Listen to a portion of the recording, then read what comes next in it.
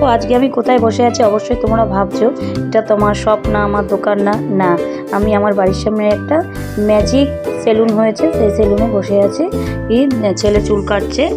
এই দেখো, এতদিন তো ছেলেকে হাবিব তো নিয়ে যেতাম, তাই এখানে ভালো কাটে, শ্যাম্পু ট্যাম্পু করে মোটামুটি 120 যখন সুন্দরী কাটে, তাই জন্য ওখানে নিয়ে যাই। খুব সুন্দর সাজানো গোছানো পার্লারটা। তোমরা যারা যারা নবপল্লীতে থাকো, এনি টাওয়ারে এর নিচে এই পার্লারটা করেছে, তোমরা এসে ভিজিট করতে পারো, করে দেখতে পারো কীরকম সার্ভিস। আমি হয়তো বলছি আমার ভালো লাগছে, তা না। দেখো বলতে বলতে চলে এসেছে, চুল কাটা হয়ে গেছে। তাহলে তোমরা সঙ্গে থাকো, দেখতে থাকো। একটা ছোট্ট একটা মিনি ব্লগ করে নিলাম, তোমাদের কেমন লাগলো সেটা কমেন্ট করতে কিন্তু ভুলবেন না। Tata, bye bye.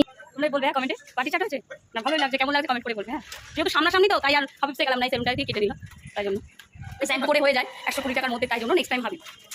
দেখি কি করা যায়, নাও যেতে পারি, মুখে তো অনেক কিছু বলি। তাহলে টাটা, বাই বাই, আবার পরে তোমাদের সঙ্গে পাক করবো।